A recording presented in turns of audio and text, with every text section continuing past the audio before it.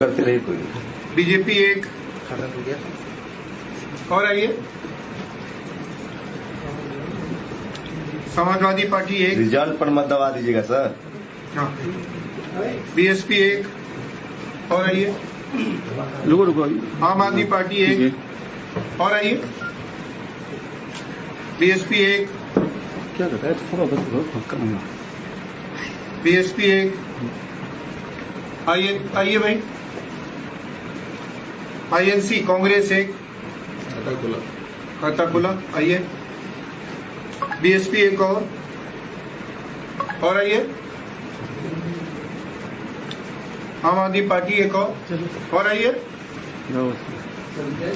ठीक है। बीएसपी एक,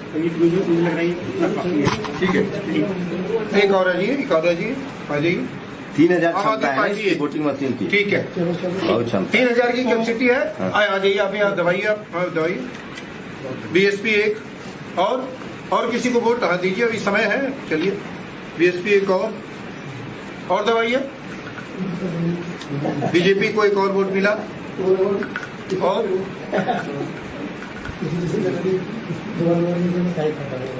बीएसपी को एक और वोट मिला। ठीक है सर, ठीक है सर, इनके साइज लगा दे, रोड मंडी करते हैं बार बार। समाजवादी पार्टी को एक और मिला। ठीक है, मजाक मत। टाइम अब ओवर हो गया वोटिंग का। जी। हाँ, टाइम ओवर हो गया वोटिंग का। और अभी देखिए कितना वोट पड़ा है, दे दीजिए। एक बार एक काम करते हैं, अब हमारी वोटिंग बिल्कुल फिनिश हो गई है। अब हम इस मशीन को पहले तो ये काउंट करके बता दीजिए कि हाँ, इसको काउंट वो तो रखा हुआ है सर, लेकिन मशीन तो काउंट करता नहीं ना उस समय, तो मशीन चला जाता है। तो काउंट मशीन उस टाइम में काउंट नहीं, लेकिन हम लोग अभी काउंट करके रख ले, अपने उसमें कर ले, एक काम पेपर करते पे। हैं, पहले हम मशीन को ऑफ करके रख देते हैं। ठीक है, ठीक है, यानी वोटिंग हो गई। हाँ, वोटिंग अब हो हम गई। मशीन लोग जा रहा है उसमें रूम में, हाँ, स्ट्रॉन्ग अब रूम में। मशीन को हम लोग ऑफ कर रहे हैं। देखिए मशीन को मैं यहाँ से ऑफ कर रहा हूँ।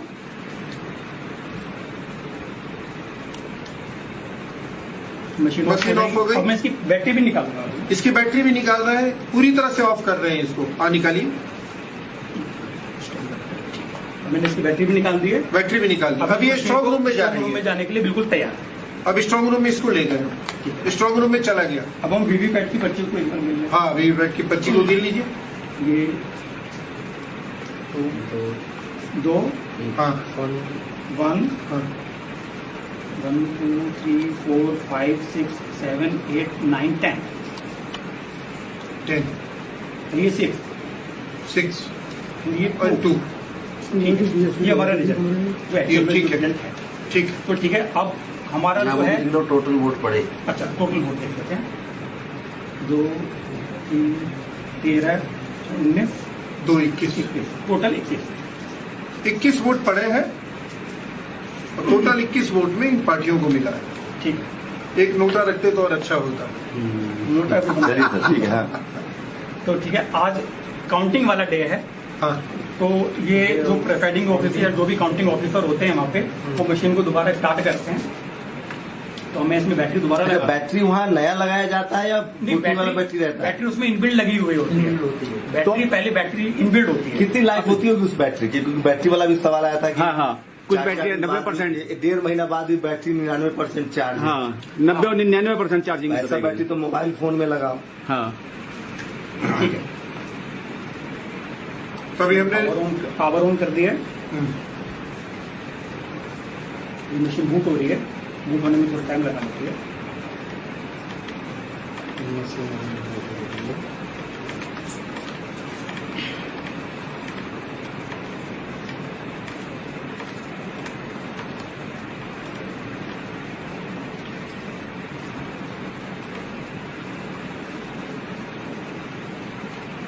ठीक है, मशीन स्टार्ट हो चुकी है। मशीन स्टार्ट हो चुकी है, अब काउंटिंग हो रही है। मशीन के ऊपर- फाइनल काउंटिंग। मशीन के ऊपर एक मैसेज आ रहा है, press button T for result. ठीक है, अब हम हाँ। रिजल्ट का बटन प्रेस करेंगे और फिर हम इसका रिजल्ट देखेंगे फाइनली क्या डिस्प्ले कर रहा है। रिजल्ट का बटन प्रेस करो। हाँ, रिजल्ट का देखिए, अब रिजल्ट का बटन दबा रहे हैं ये। अभी काउंटिंग हो गई फाइनल एक तरह से, अब ये दबा रहे हैं रिजल्ट का बटन। हाँ जी, अब आप वोटिंग देखिए क्या है, इसमें क्या रिजल्ट शो हो रहा है। आप देखिए, देखिए इसमें क्या आ रहा है। BJP 10, BJP 10, Congress 1, Congress 1, BSP 2, आप 6, एसपी 2। उलट गया ना, बीजेपी बीएसपी का उलट गया। यानी कि बीएसपी के जो सारे वोट हैं उस वोट में कितने वोट 8 वोट यहाँ शिफ्ट हो गए। ईवीएम जब दोबारा चालू हुआ, रिजल्ट के लिए खोला गया इसको, तो ये बीएसपी, एक बार आप ईवीएम को सब कैमरे मोबाइल के पास लेके दिखा दीजिए। बीएसपी को 10 वोट मिले थे, हाँ, ईवीएम को दिखाइए। आ गए, और बीजेपी को जो 2 वोट मिले थे हाँ, वो दिखा रहे हैं, ईवीएम दिखा रहे हैं हम लोग। ये देखिए, जब ईवीएम खुला है तो वीवीपैट में एक सेकंड सर, इधर सामने और का क्लोज लाइए, और क्लोज। ये देखिए, जब वोटिंग हुई थी वीवीपैट का पहले रिजल्ट दिखा दे रहे हैं। वीवीपैट का रिजल्ट है बीजेपी 2, आईएनसी 1, बीएसपी 10, आप 6, सपा 2। और जब ईवीएम खुला है, यही ईवीएम, बीजेपी तो 10 बीजेपी को चला गया है, एक कांग्रेस, एक हाथ रही ना सर थोड़ा, हाँ, एक कांग्रेस को 1 गया है, बीएसपी को 2, आपको 6 और समाजवादी पार्टी को 2। समाजवादी पार्टी और आप वाला ठीक है।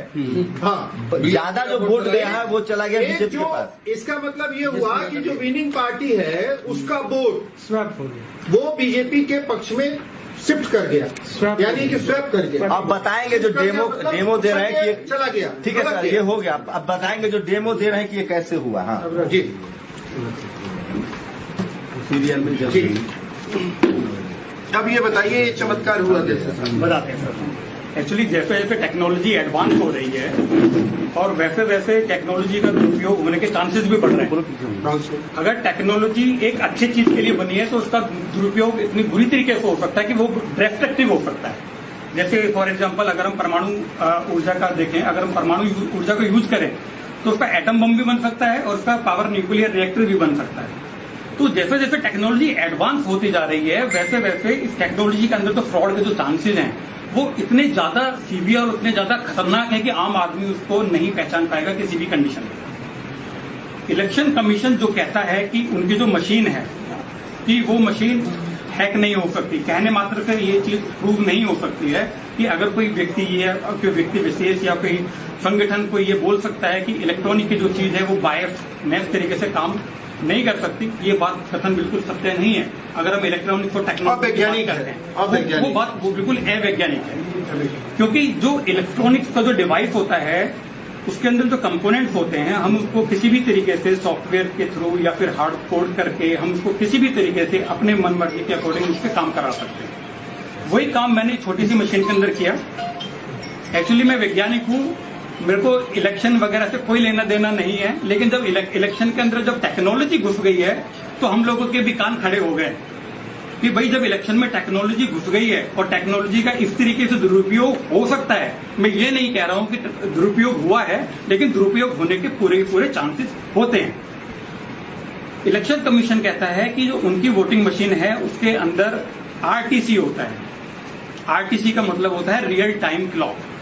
जो रियल टाइम क्लॉक होता है वो मशीन के अंदर एक क्लॉक चलती रहती है, जो आपके मोबाइल फोन में जो टाइम आता है वो बिल्कुल सेम टाइम हमारे इस वोटिंग मशीन के अंदर भी चलता रहता है। इससे मशीन ये डिसीजन ले सकती है कि कब तो मॉक टेस्ट हो रहा है और कब फाइनल वोटिंग हो रही है। इस मशीन के अंदर जो लॉजिक चल रहा है वो यही है कि पहले इस मशीन को पता हो जाता है कि अभी वोटिंग का टाइम नहीं है, अभी मॉक चल रहा है, मेरे को बिल्कुल ठीक काम करना है, तो मशीन आपको बिल्कुल ठीक काम करके दिखाएगी। अगर आप इसके ऊपर 10 मॉक करा दीजिए, 50 मॉक करा दीजिए, वो बिल्कुल ठीक आपको रिजल्ट दिखाएगी। और जैसा हम बटन दबा रहे थे तो वोटर को दिख रहा था कि उसका वोट बिल्कुल सही दिशा पे जा रहा है, क्योंकि हम जिस पार्टी का बटन दबा रहे थे वही पार्टी का इसमें वोटिंग जो डिस्प्ले दिख रहा था वो दिख रहा था। और जब हमने मॉक का रिजल्ट देखा वो भी बिल्कुल ठीक आ रहा था। लेकिन जब हमने फाइनल वोटिंग की और फाइनल वोटिंग करने के बाद मशीन को पावर ऑफ करके रख दिया, इसकी बैटरी भी निकाल के रख दी, और उसके बाद जो, क्योंकि सर देखिए इसमें क्या है, किसी भी इलेक्ट्रॉनिक मशीन को टेस्ट करने के लिए हम उसके आउटपुट को इनपुट से वेरीफाई करते हैं। किसी भी मशीन को अगर टेस्ट करना हो तो उसके आउटपुट को उसके इनपुट से वेरीफाई करते हैं। लेकिन इलेक्शन में क्या होता है कि हम सिर्फ आउटपुट देखते हैं, इनपुट नहीं देखते। इनपुट गोपनीय होता है, इनपुट गोपनीय होता है। जो भी मतदाता होता है वो अपना इनपुट देता है। इनपुट क्या होता है मशीन में? इनपुट होता है बटन दबाना, मशीन का बटन दबाना इनपुट है, और जो आउटपुट होगा वो होता है ये हमारा रिजल्ट दिखना डिस्प्ले पे, वो आउटपुट होता है। दुर्भाग्यवश जो हमारा जो होता है उसमें हम सिर्फ आउटपुट देखते हैं, इनपुट को कोई नहीं देख सकता क्योंकि वो गोपनीय होता है, और गोपनीय होने के कारण हम इसको किसी भी एंगल से वेरीफाई नहीं कर पाएंगे। इसको वेरीफाई कब कर सकते हैं? जब हमने इसका डेमो लिया और हमने इस डेमो को हमने सबके सामने देखा कि इस बंदे ने किसको वोट दिया है, इन महाशय ने किसको वोट दिया है, तो वो हमने इसको पेपर पे नोट कर लिया, क्योंकि अब हम ये जो भी आउटकम आ रहा था, जो भी बटन दबा रहा था, वो भी हमने इसको नोट किया। नोट करने के बाद फिर हमने इस मशीन को बंद किया। बंद करने के बाद जब हम काउंटिंग वाली डे पे मशीन को दोबारा ऑन किया, रिजल्ट देखा तो रिजल्ट बहुत ही चौंकाने वाला था। मशीन को कैसे पता चला कि भाई आज काउंटिंग का डे है? आप जब इस सर्किट में देखेंगे, फिर देखिए ये मशीन जो मैंने टेक्नोलॉजी बनाई है, एक छोटे से गांव में मैंने बैठ के बनाया और मैंने इसको 10 या 15 दिन में बैठ के बना दिया था।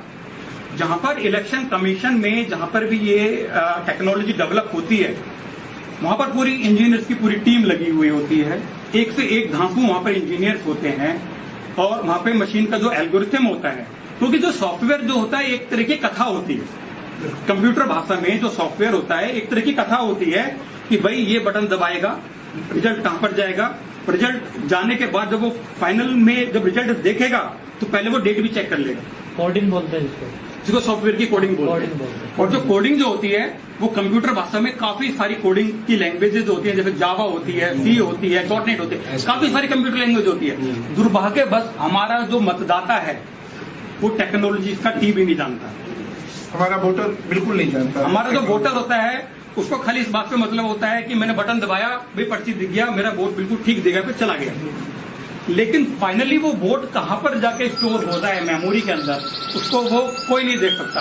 और दूसरी बड़ी बात, ये जो इलेक्ट्रिक वोटिंग मशीन होती है, जो इसका डेटा होता है वो डिजिटल डेटा होता है, आप उसको वेरीफाई काउंट नहीं कर सकते हो, that is not a physical object. लेकिन जो बैलेट पेपर होता है that is a physical object, you can count that paper so many times and the result will be same. अगर आपने उस मत पेटी को 1000 बार भी आप उसके पर्चियों को गिनोगे तो 1000 बार भी अगर उसमें 800 वोट डला हुआ है तो उसमें 800 ही शो करेगा। लेकिन जो ये इलेक्ट्रॉनिक जो सिस्टम है, इसका जो डेटा होता है वो बाइनरी फॉर्म में होता है। आम आदमी तो बात छोड़ो, उसमें जो इंजीनियर होता है वो भी नहीं गिन पाएगा, क्योंकि जो डेटा होता है वो बाइनरी फॉर्म में होता है। बाइनरी फॉर्म में खाली उसको कंप्यूटर ही रीड कर सकता है, आम आदमी या इंजीनियर भी उसको रीड नहीं कर पाएगा। ठीक है। दूसरी बात, अब मैंने आपको बताया था कि ये जो इलेक्ट्रॉनिक्स जो सर्किट है इसमें आरटीसी मॉड्यूल होता है जो सबसे खतरनाक है। वही बताता है कि कौन सा है वो, कौन सा? देखिए ये मशीन में एक छोटी सी चिप लगी हुई है, हाँ। इसके अंदर क्लॉक चलती रहती है, हाँ। और इसके अंदर खुद इनबिल्ट इसकी खुद की बैटरी होती है। अच्छा, अगर मैं इस बैटरी को निकाल भी देता हूं तो आप इसमें देखिए एक छोटा सा सेल लगा हुआ है, छोटा सा सेल लगा हुआ है। ये जो आरटीसी मॉड्यूल होता है ये सभी डेस्कटॉप में होता है, सभी जितने भी इलेक्ट्रॉनिक डिवाइस जो तारीख पे रियल टाइम में काम करते हैं उसका सभी पे लगा हुआ होता है। तो बस ये छोटा सा लॉजिक वाला मैंने जो बनाया ये प्रूव करने के लिए कि भाई जो इलेक्ट्रॉनिक्स है, ये जो सॉफ्टवेयर का जो ये भी एक तरह का इलेक्ट्रॉनिक का यंत्र है, हम इसको जैसे प्रोग्राम कर देंगे ये वैसे काम करेगा। यानी कि आपके ऊपर डिपेंड करता है कि आप कैसा रिजल्ट चाहते हैं, Yes. वैसा इसको बना सकते हैं। बड़ी आसानी से बना सकते है मतलब जैसा हम रिजल्ट चाहेंगे वैसा इसको बना सकते हैं। हैं। हम ये भी चाह सकते हैं कि भाई मुझको उस वाले इलाके से हारना है, हाँ, वो भी बना सकते हैं। वो भी बना सकते हैं। हाँ, वाह। नंबर 2 यानी जीतने का भी बना सकते हो, हारने का भी बना नंबर सकते 2 हो। कौन आएगा? नंबर वो भी बना सकते हैं। और नंबर 1 मेरे इसको पास आना है, नंबर नंबर 2 2 इसको आना है। बल्कि अगर मैं इसके एडवांस लेवल में जाऊं तो मैं 100 मीटर दूर बैठ के अपने मोबाइल पे ये देख सकता हूं रियल टाइम में कि एक पार्टी को कितने वोट डल रहे हैं। और ये भी हो सकता है कि जैसे मान लीजिए कि 540 लोकसभा की सीट है जी। तो हमने कहा कि सोचा कि 400 में ही यही मशीन का जो काम है, जी, जी। ये 400 में ही 400 इलाके में ही करते हैं, क्षेत्र में ही करते हैं। ठीक है। 140 में हम ईमानदार दिखने की कोशिश करते हैं Yes. कि वहाँ वोटिंग बहुत फेयर हुई है, ऐसा भी हो सकता है। सर देखिए सर, ये पॉलिटिकल क्वेश्चन है, इस पे मैं कोई कमेंट नहीं करूंगा। मैं सिर्फ I will only answer on the technical question. हाँ हाँ, आप टेक्निकली कुछ भी पूछिए, वो नहीं, रणनीति क्या मतलब होती ये- है। सर ये जो ईवीएम आपने बनाई है, जो ईवीएम से मतदान होता है, इसमें सेम सिमिलर रहेगी? नहीं, ये अभी आपने इसमें बीजेपी को जिता रखा है, जो आपने ईवी बना रखा एक्चुअली है। क्या है कि अभी मैं किसी भी पार्टी को इसमें जिता सकते हैं, जरूरी नहीं बीजेपी को ही। अभी यहाँ पे काफी लोगों ने बोला कि सर बीजेपी जीती है तो हम बीजेपी को ही जीतना पसंद करेंगे, इसलिए इसमें जो कोडिंग हुई है वो बीजेपी के लिए कर अब दी है। कितना देर में कोडिंग बदल के आप बीएसपी को जिता देंगे इस ईवीएम? 5 मिनट में 5 मिनट अभी करेंगे, जीत जाएगी एक ही बीएसपी। सवाल है कि ये जो मशीन है 5 मिनट में बीजेपी के बाद बीएसपी को जीता। इनके पास लाखों मशीन है जी जी तो ये मैन्युफैक्चर करते समय ये एडजस्ट करते हैं।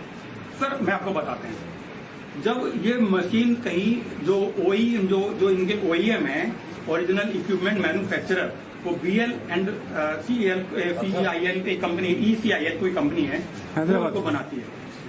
तो वहां से जो बन के आती है वो बात ठीक है, उन्होंने हार्डवेयर बना के दे दिया, लेकिन जो हमारा इलेक्शन कमीशन है उनकी भी एक एक्सपर्ट कमेटी होती है, टेक्निकल एक्सपर्ट कमेटी। जो हमारा इलेक्शन कमीशन है उसके पास भी एक टेक्निकल एक्सपर्ट कमेटी होती है, और जो हमारा जो OEM दूसरी मशीन बन के आ रही है वो उनके ही गाइडेंस में काम करके उसका सॉफ्टवेयर डेवलप करते हैं। जी, जो बेल है या फिर जो ECIL है उनको इस बात से कोई मतलब नहीं है कि ये कौन से मतदाता क्षेत्र में जा रही है। मैन्युफैक्चर करना भेज दिया, बस उन्होंने मैन्युफैक्चर किया, हार्डवेयर रेडी किया, स्टडी में आया। ये हार्डवेयर सॉफ्टवेयर किसके देखरेख में डेवलप होता है? चुनाव आयोग। नहीं, चुनाव आयोग ने भी एक कमेटी गठित की हुई है जिसको टेक्निकल एक्सपर्ट कमेटी बोलते हैं, और एक्चुअली ये जो सारा का सारा जो भी काम होता है ये उन्हीं के देखरेख में होता है। अच्छा, मतलब गेंद पूरी तरह से चुनाव आयोग के पाले में है, चुनाव आयोग जो चाहेगा वही होगा। नहीं मतलब इस तरह से कह सकते हैं क्या कि चुनाव आयोग जैसे चाहे जिस तरह से चाहे उस तरह का उपयोग एक मशीन क्वेश्चन है से कर सकता है। कि एक लोकसभा चुनाव क्षेत्र में 2000 मशीनें होती हैं और हर जगह कैंडिडेट का नाम और पार्टी में डिफरेंस हो सकता है। तो नहीं सर, एक कंस्टिट्यूंसी में कहाँ डिफरेंस होगा? नहीं, एक कंस्टिट्यूंसी में एक तरह का आएगा, दूसरे में दूसरा आ सकता है। हाँ वैसे ही आता दूसरे है। में बीजेपी नहीं लड़ सकती है, कहीं पर बीएसपी नहीं लड़ सकती है। हाँ हाँ। तो ऐसी स्थिति में जो प्रोग्रामिंग मशीन वो कहाँ जाएगा? हाँ, ये पता नहीं होता है। नहीं, ये तो चुनाव आयोग तय करता है ना सर। तो इसीलिए मशीन किस कंस्टिट्यूंसी में जाएगा, कौन सी मशीन जाएगी, हाँ। It has been decided by चुनाव आयोग। चुनाव आयोग पता, उसको पता है ना कि कहाँ से कौन चुनाव लड़ रहा है, कहाँ से कौन। सब कैंडिडेट का नाम अल्फाबेटिकल। मेरा ये प्रश्न है कि सिर्फ क्या बोलते शिव हैं कि के आप वोटिंग शुरू होने के बाद भी चेक करो, कितनी बार भी चेक किया तो वोटिंग तो ही आएगा, काउंटिंग में सिर्फ डिफरेंस होगा। नहीं सूरज सर, आप जो कह रहे हैं ईवीएम मशीन चुनाव आयोग ही तय करता है कि कौन मशीन कहाँ जाएगी, कौन टीम कहाँ जाएगी, अल्फाबेटिकल नाम सारा चीज चुनाव आयोग तय करता है। ये इसको क्या चुनाव चिन्ह देना? हाँ, चुनाव चिन्ह तय करता है, अल्फाबेटिकल नाम तय कर। जैसे आपका नाम अजय सिंह है और आप निर्दलीय हैं, तो आजकल क्या कर दिया है कि पॉलिटिकल पार्टी के ऊपर रखते हैं, अल्फाबेटिकल नहीं भी आ रहा है तो भी जो पॉलिटिकल पार्टी है उसको, इंडिपेंडेंट को फिर नीचे रखते हैं। एक सवाल टेक्नोलॉजी से, जो सोर्स से चिप आया है उस सोर्स में बैठे बैठे उस नंबर से अगर वो मुझे पता हो कि उस चुनाव क्षेत्र में गया है, क्या वहीं से ऐसा कुछ हो सकता है? हाँ। सर देखिए, ये मशीन जो है ना, आप इसको वर्ल्ड के किसी भी कोने से बैठ के मैनिपुलेट कर सकते हैं। आज दूसरी बात में एक बात बहुत इंपॉर्टेंट है वो बताना चाहता हूँ। सभी लोग बोलते हैं कि मशीन हैक हो रही है, हम लोग बोले सभी लोग बोलते हैं कि मशीन हैक हो रही है, मशीन हैक हो सकती है। ये जो हैकिंग जो वर्ड है, दैट इज ये जो वर्ड जो हैकिंग है ये एप्रोप्रिएट नहीं है यहाँ पे, क्योंकि hacking is the term where electronic device can be operated remotely without with the help of another machine. That is called hacking. ये हैकिंग नहीं है, सिस्टम में ये सिस्टम के अंदर ही प्रॉब्लम है। एग्जैक्टली, ये बहुत हमने इंपॉर्टेंट बात जो ये बहुत इंपॉर्टेंट बात है, लोग हैकिंग, देखो लोगों को गुमराह किया जा रहा है क्योंकि लोगों को टेक्निकल नॉलेज नहीं है। चिप में इनबिल्ट है, चिप के अंदर ही इनबिल्ट है। हमने मशीन को ही ऐसे डेवलप किया है कि भैया टाइम के हिसाब से काम कर सकती है, तो हमें हैकिंग। मान लीजिए मैं चुनाव आयोग का प्रमुख हूँ, मैं अपने हिसाब से अपने इंजीनियर को कहूंगा कि मुझे इस पार्टी के फेवर में ऐसा चिप डेवलप करके, सॉफ्टवेयर डेवलप करके दे दो, वो दे देगा। जो डेवलप कर रहा है, मान लिया कल मेरी सरकार हो जाए, लेकिन वो ये भी बोलेगा कि अगर मॉक में अगर गलती पकड़ी गई तो मैं तेरे को हाँ तो मैं वो इंजीनियर बोलेगा सर आप चिंता मत करो, मैं ऐसा मशीन बनाऊंगा कि मॉक में क्या आप फटाफट भी मॉक इस पे दे दोगे, मशीन बिल्कुल ठीक काम करेगी। सर जो मशीन आईटीएम में हम 100 रुपया फीड करेंगे, उसको गाइड करेंगे, प्रोग्रामिंग करेंगे कि 1000 का नोट फेंकना, तो ईवीएम की थोड़ी गलती हो, तो हम फिट करके आए हैं। नहीं कह रहा हूँ कि हम लोग को जो बात कहनी है इसका मकसद क्या था, हम लोग अपने अपने स्टेटमेंट दे दिए।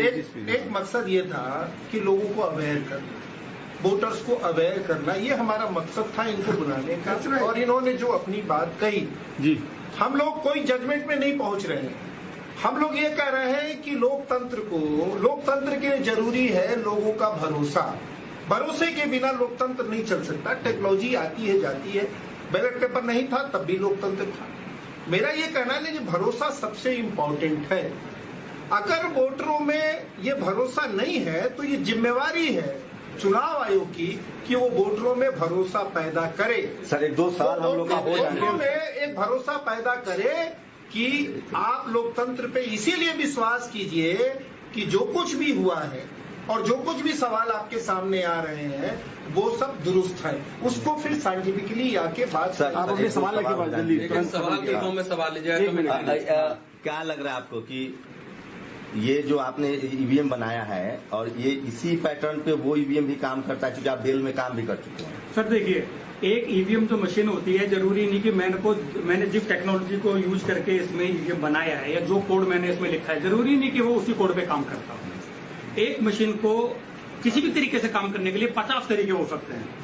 भाई एक चीज को किसी आदमी को व्यक्त करने के लिए हम 50 तरीके से जैसे बोल सकते हैं, तो उसी तरीके से इस मशीन को भी हम किसी भी तरीके से चाहे वो ठीक काम करे या गलत काम करे, हम उसको अलग अलग तरीकों से बोल सकते हैं। मतलब जो मशीन जो बनाता है वो उसका वो कंट्रोलर है, वो हाँ, उसको जैसे चाहे टेपरिंग करके वैसे रिजल्ट निकाल सकता है। जो उसकी कोडिंग करता है वही एक बात बताइए, अगर कार में स्पीड हम 120 पे फिक्स कर दें, अब मीटर लगा दे 160 का, तो 160 पे चलेगी गाड़ी? नहीं चलेगी ना।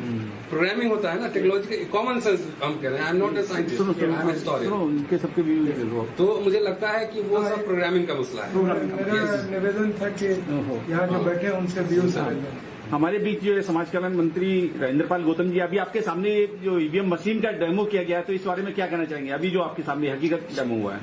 मैं इसको जरा ईयरफोन दे दीजिए दादा। कोई नहीं, उधर रखो। मैं सच में इससे बहुत ज्यादा चिंतित हूँ। हम लोग बार बार कह रहे हैं कि ईवीएम में गड़बड़ हो सकती है। जी, सौरभ भारद्वाज जी ने विधानसभा के अंदर एक साल बकायदा करके दिखाया और आज आपने भी इसको करके दिखाया। मैं ये कहना चाहता हूँ कि एक आम व्यक्ति को प्रजातंत्र में कम से कम ये भरोसा देने की जिम्मेदारी इलेक्शन कमीशन ऑफ इंडिया की है कि उसको ये भरोसा होना चाहिए वो जिस भी पार्टी को वोट देना चाहता है उसका वोट उसी पार्टी को जा रहा है। आज इसको देख के ऐसा लग रहा है कि इससे ईवीएम से लोगों का भरोसा उठ जाएगा और कोई भी मतलब पार्टी का अध्यक्ष अगर ये कह रहा है हम 300 प्लस सीट लाएंगे और बड़े कॉन्फिडेंस के साथ कह रहा है और उसके बाद उतना ही रिजल्ट आता है जितना बोला जा रहा है, जी जी, तो इससे उस बात को और भी ज्यादा बल मिलता है। और तीसरा बल इसलिए भी मिलता है, जब भी चुनाव होते आए हैं, रिजल्ट आने के बाद देश में एक अजीब खुशी का माहौल होता है। इस बार पहली बार ऐसा हुआ है कि देश में रिजल्ट आने के बाद मातम सा देखने को मिल रहा है। लोगों के चेहरे पे कोई खुशी नहीं है और तो और जिस पार्टी ने चुनाव जीता है उस पार्टी के चेहरे पे भी वो खुशी नजर नहीं आ रही है। तो इससे संदेह पैदा हो रहा है। हम माननीय इलेक्शन कमीशन ऑफ इंडिया से निवेदन करना चाहते हैं कि आप जनता का भरोसा वापस लाइए। जनता का भरोसा इससे उठ रहा है ईवीएम से। आप बैलेट पेपर वापस लाइए और आगे के भविष्य के चुनाव बैलेट पेपर से कराइए, क्योंकि जो भारत से कई गुना ज्यादा डेवलप्ड कंट्रीज हैं जिन्होंने इस तरह की मशीनों को बनाया है, वो भी इन ईवीएम पे भरोसा नहीं करते। उन्होंने अपनी ईवीएम को हटा के बैलेट पेपर को वहां पे वापस लेके आए हैं। और यहाँ तक कि जर्मनी में तो केवल 2 वोटर कोड गए और 2 वोटर को भी भरोसा वापस देने के लिए उन्होंने बैलेट पेपर वहां कंपलसरी कर दिया और ईवीएम को हटा दिया। लेकिन मंत्री जी 8 तारीख को हम लोग एक सांकेतिक कैंडल मार्च निकाल रहे हैं दिल्ली यूनिवर्सिटी के अंदर शाम को लगभग 6 बजे।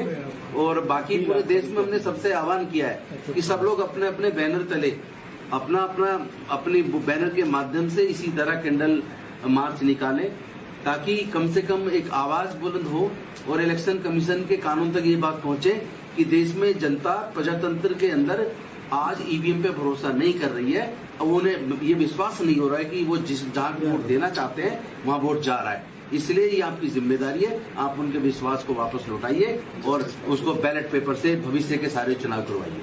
जस्टिस पाटिल साहब, आप क्या कहना चाहेंगे इस बारे में? 2010 में ये तो सर अभी करंट अफेयर्स की बात करें, यही बोल रहा हूँ कि ये मशीन मैनेज होता है, इसकी खोज 2010 से मोदी कर रहे हैं। उन्होंने अनुपम सराफ और नलपत उनको एडवाइजर करके बुलाया था और उन्होंने खुद लिखा है कि हम गए, हमने बताया जैसा आपने अभी बताया वैसा उन्होंने बताया। वो तो सारा मुझे मेरे सामने आपका आधार कार्ड भी बदल सकता है, बदल देता है हमको पुणे में। वो गए थे, उन्होंने सलाह लिया, यानी मालूम हुआ कि पानी मैनेज होता है। उसके बाद सुब्रमण्यम स्वामी बोलता है 2014 में कि मशीन तो मैनेज हुआ है, लेकिन वो मोदी की वेव थी, उस मशीन से टिकट आई है। इसलिए सुब्रमण्यम स्वामी और मैं खुद भी पिटिशनर था सुप्रीम कोर्ट में, मैंने भी पिटिशन किया था सुप्रीम कोर्ट। सुब्रमण्यम स्वामी का अलग था, मेरा अलग था, और तब सुप्रीम कोर्ट ने खुद ऑब्जर्व किया है कि ये पिटिशन, ये मशीन रिलायबल नहीं है, and therefore it should be verified. वो जो वोट करता है उसको मालूम होना चाहिए कि हम किसको वोट दिया, इसलिए वो वीवीपीएटी की तरतूद करने को सुप्रीम कोर्ट ने ऑर्डर दिया था। इलेक्शन कमीशन ने खुद प्राइम मिनिस्टर को लिखने के बावजूद भी इसके लिए पैसे नहीं मिले। बाद में जब मिले तो अभी आप देख रहे हैं कि नाम भी आता है तो भी वोट दूसरे को जाता है। और ये मध्य प्रदेश के एक कलेक्टर ने दिखाया था टीवी पर कि देखो वीवीपैट भी है, वीवीपैट बटन दबाया, वीवीपैट आ गया, वो दूसरे का आता है। ये नहीं, दूसरे वीवीपैट अपने हाथ में है, उसका बीजेपी को वोट गया, लेकिन जाता है दूसरे को। ये दिखाया उधर मध्य प्रदेश में भी। तो इसका मतलब ऐसा है। दूसरी बात, तीसरी बात, कि दुनिया में कोई भी ऐसा नहीं कहता कि ईवीएम डिपेंडेबल है। 191 कंट्रीज में सिर्फ 18 कंट्रीज ने ईवीएम को एक्सेप्ट किया है। जिन्होंने मैन्युफैक्चर किया उन्होंने भी नहीं कभी इसका इस्तेमाल किया। तो इसका मतलब क्या है कि मशीन मैनेज होता है। और हम थोड़े आगे जाके कहते हैं कि मैं जस्टिस कृष्णायर और जस्टिस सावंत का शिष्य हूं। उन्होंने वहां जाके इन्वेस्टिगेशन किया था। 5 साल में जितना मोदी ने झूठ किया है, 10 साल में वहां और 5 साल में यहाँ, तो ये मशीन जब मैनेज होता है तो मोदी शाह जैसे आदमी मशीन की पूजा करेंगे या मैनेज करेंगे? तो मैनेज तो किया है। इसीलिए हम कहते हैं कि ये इलेक्शन नहीं है, ये फक्त ईवीएम सरकार है, ये चुनी हुई सरकार नहीं है। आपका क्या आंदोलन है? हम सामने शुरू किया है, आंदोलन शुरू किया हमने 30 मई से 30 मई से, और मुंबई में किया। 8 जून को हम सब देश भर में कैंडल मार्च में भाग लेने वाले हैं। और कल भी मैं ईवीएम के खिलाफ में हरियाणा में जा रहा हूँ। हरियाणा में हमने मीटिंग रखी है कल। मैं देश भर में मीटिंग ले रहा हूँ। ये जो आपका जो कहना है कि हम क्यों कर रहे हैं, हमको मालूम है कि हमारी शत्रु इतना बलाढ्य है, तो भी हमको लड़ना तो हमारा काम है। जब मैंने मोदी चुन के आया तो मैंने लिखा है मेरे फेसबुक पर कि मेरे जैसे संघर्ष करने वाले को ये काम करने की संधि है। हमारा संघर्ष में जीवन है, इसलिए हम काम करते हैं, ना हमको किसी को दिखाना है। तो ये मैंने अमित शाह होम मिनिस्टर होने के बाद भी मैंने लिखा है कि यदि मैं मरा तो होम मिनिस्टर ने मारा। इसका कंक्लूजन एक ही हो सकता है, क्योंकि उन्होंने गुजरात में ऐसे लोग मारे हैं। सोहरावर्दी मारा तो प्रजापति मारा, जितने भी मारे हैं, इशरत जहां मारा, इन्होंने हुक्म दे के मारे हैं। एटीएस प्रमुख कहता है ये मुझे घर पे बोलते थे कि इसको मारो उसको मारो। तो मैंने उनको कहा कि मैं मोदी शाह के सर्विस में नहीं हूं, मैं इंडियन पुलिस सर्विस में हूं, तो आपका मैं मानूंगा नहीं। यहां तक इनकी जो जिस हद तक जाने वाले लोग हैं, ये सत्ता पर बैठ के क्या करेंगे? तो मशीन मैनेज हुए, ये हमारा कहना है। इसके पीछे एक इम्पोर्टेंट पॉइंट है जो हाईलाइट करना चाह रहे थे, जिसका प्रोटेस्ट 8 जून को हम लोगों ने रखा है। पॉइंट ये है कि ये 21वीं सदी की बूथ कैप्चरिंग है, कि 20वीं सेंचुरी में बूथ कैप्चर करते थे लोग, और खास तौर से वैसे समय में कि जबकि दलित बहुजन थोड़ा सा वोट देने के लिए कोशिश कर रहे थे। जब से इनमें चेतना जगी है कि भाई ईवीएम की लीला तभी शुरू हुई है, जब से यहाँ के मासेस, जो दलित, बैकवर्ड्स, ट्राइबल्स, विमेन, माइनॉरिटीज के लोग बूथ पर जाके पहरुआ की तरह अपने वोट डालने के लिए जब सचेत हुए हैं, तभी से ईवीएम लीला शुरू हुई है। इसलिए इस बात को समझना है कि ये वोट की पूरी लूट है एक तरीके से। भाई आप अमेरिका, जापान, जर्मनी से टेक्नोलॉजी बोरो करते हैं, आपसे नहीं कोई बोरो करता है, आपसे चीप लेबर सिर्फ लेता है वहां की इंडस्ट्री के लिए। तो उन देशों में जब ईवीएम से इलेक्शन नहीं हो रहा है, तो इसमें अगर आप देखेंगे तो ईवीएम के समर्थक वही लोग मिलेंगे जिनके बाप और दादा बूथ लूटते थे, जिनके बाप और दादा दलित पिछड़ों को बूथ पे नहीं जाने देते थे, उनका वोट खुद ही जाके डालाते थे। इसीलिए वोट हमारा कॉन्स्टिट्यूशनल राइट है, और कॉन्स्टिट्यूशनल राइट है तो उसको देने की शैली क्या होगी, विधि क्या होगी, उसमें भी हमारा हक है। अभी ऐसा नहीं कि ये ईवीएम जो है सिर्फ एक विधि है, पोस्टल बैलेट तो आ ही रहा है ना, पोस्टल बैलेट आ रहा है। तो जब 2 विधि चल रही है तो हमको मान लो कि पूरे देश की आवाम कह रहे हैं कि हमें बैलेट पेपर से देना है वोट, तो इलेक्शन का सुप्रीम कोर्ट भी सुप्रीम नहीं है। सुप्रीम कोर्ट इस देश में अगर सुप्रीम है तो वो संविधान है। जब संविधान में कहीं प्रावधान था कि ईवीएम से चुनाव होगा, एक आदमी एक वोट, सबसे बड़ा अधिकार था। तो जो सबसे बड़ा कॉन्स्टिट्यूशनल राइट है उसकी डकैती हो रही है, ऐसा हम लोग को लगता है।